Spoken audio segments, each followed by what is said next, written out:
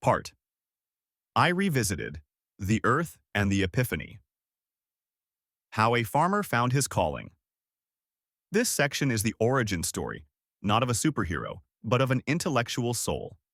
It's about a man who was destined for quiet, physical toil, finding a voice in the abstract world of literature.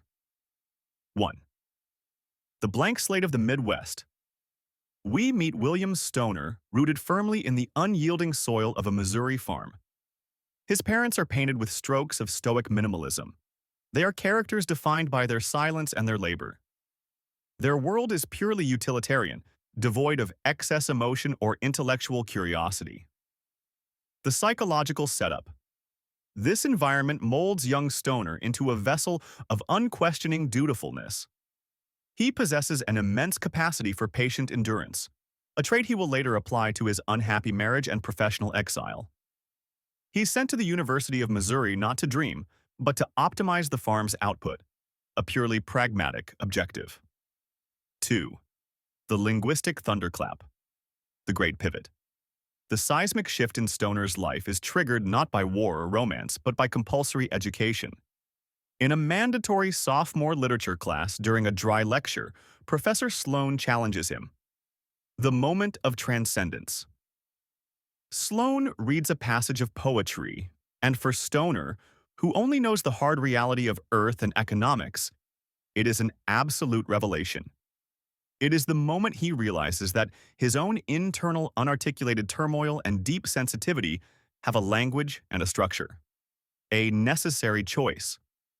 Stoner's decision to abandon the farm for the English department is the singular act of passion and self-determination in his life. It's an almost spiritual conversion. He doesn't choose literature for fame or fortune. He chooses it because, for the first time, he understands his own existence through it. He found his true north in the library stacks. Key insight. This pivot illustrates the novel's core belief. Education is a rescue mission. It pulls the potential self out of the predetermined life. For Stoner, the world of books becomes the only place where his life makes inherent, perfect sense. 3. The creation of the academic sanctuary. Having crossed this intellectual threshold, Stoner commits entirely. The university transforms from a place of learning into his sanctuary and his armor. He is fundamentally suited for the slow, meticulous work of scholarship.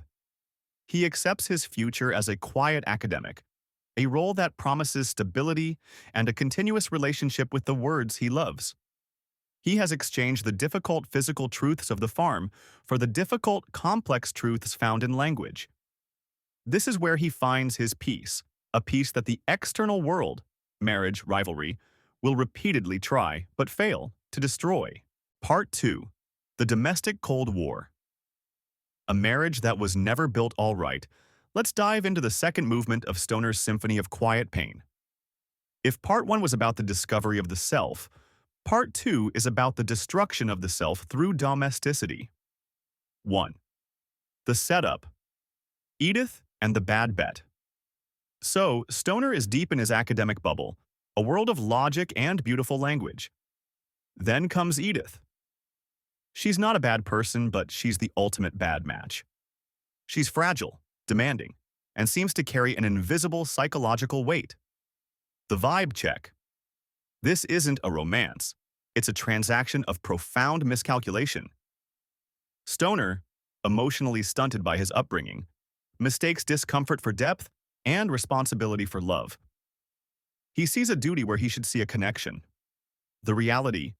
Edith marries him because it seems like the thing to do. Her internal landscape is utterly closed off to him. She uses passive-aggressive silence and withdrawal as her primary weapon, effectively turning their small house into a psychological fortress where Stoner is perpetually locked out. Takeaway. For an American reader, this is the classic Midwest mismatch. Two people who follow the rules, get married, buy a house, but completely bypass the purpose, intimacy, connection. It's the ultimate tragedy of doing what you should do, not what you need to do. 2. The battleground, emotional sabotage. What Edith does is not loud or violent. It's a slow, agonizing erosion of Stoner's inner peace. When their daughter Grace is born, the dynamics escalate. The cruelest irony. Stoner finally feels a deep, pure love for his daughter.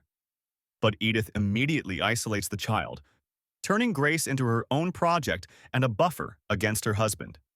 She uses motherhood to punish Stoner, effectively blocking his access to the one source of warmth in his life. The fallout. Stoner retreats further into his studies and the university. He becomes physically present in his home but entirely absent in spirit. He's essentially a ghost in his own living room. 3. The core theme. The necessity of retreat. This section is less about a failed marriage and more about the fundamental inability of two souls to truly see each other. Stoner's greatest failure here isn't his lack of passion. It's his inability to fight back or even articulate his emotional needs. The big question: is it nobler to endure profound unhappiness in silence or to shatter the whole structure for a shot at freedom? Stoner chooses the former, believing that his commitment to the institution, marriage, family, is paramount, even if it's killing his soul slowly. He's choosing honor over happiness. This whole section is a masterclass in how silence and unsaid things can be far more destructive than any open argument. It's the silent scream of the 20th century intellectual. Part 3. The quiet battlefield. Faculty warfare. This part shifts the action out of Stoner's frigid home and into the slightly less frigid, yet equally ruthless world of the university English department. 1. The protagonist's flaw. Integrity as a weakness. Stoner has built his identity around honesty, dedication, and intellectual integrity. These are virtues in the world of books, but in the political arena of academia, they are liabilities. He initially navigates his career smoothly, but the serenity is shattered by two figures. 2. The antagonist, Hollis Lomax. Hollis Lomax is the powerful, charismatic head of the department. He represents the institutional compromise, the man who prioritizes fundraising, politics, and power over genuine scholarship. The showdown. Stoner's trouble begins when he encounters Charles Walker, a young, talentless student who happens to be Lomax's godson and protege. Walker, clearly unfit for a master's degree, fails Stoner's required class. Stoner, bound by his deep ethical commitment to academic standards, refuses to pass Walker despite massive pressure. The stakes. This is the ultimate confrontation between the idealist, Stoner, and the opportunist, Lomax. Stoner could have simply looked the other way, but doing so would have meant betraying the core reason he ever left the farm: the pursuit of uncompromised truth. 3. The aftermath. Calculated exile. Lomax cannot fire Stoner outright, but he uses his institutional power to deliver a devastating, drawn-out punishment. The sanction.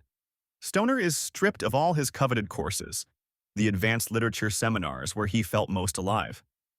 He is relegated to teaching the most tedious and demoralizing classes: introductory English for freshmen, the required grammar, writing course, for the rest of his career. The endurance test. This is the most crucial test of Stoner's character. Does he quit? Does he become bitter and jaded? No. He accepts the demotion with his usual silent fortitude. He finds a way to perform even this mundane task with dignity, transforming the freshman course into a sincere effort to awaken the love of language in reluctant students, much like it was awakened in him. This entire episode solidifies Stoner as a man who consistently chooses dignity over convenience and truth over triumph. He loses the battle, but he keeps his soul intact,